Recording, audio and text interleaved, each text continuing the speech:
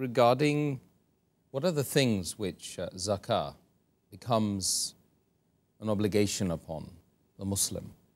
The things on which zakat has to be paid, which is binding on a Muslim, which becomes obligatory on a Muslim.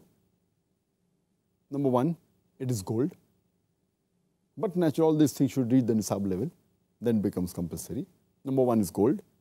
Number two is silver. Number three is jewelry and ornaments which contain gold and silver. Number four is farm products. Number five is the cattle. Number six is merchandise and goods of trade. Number seven is business activities. Number eight is money, or you can say currency notes. And the ninth thing on which zakat is compulsory is the stock in trade. So these are the 9 types of category of things on which zakat is compulsory and binding.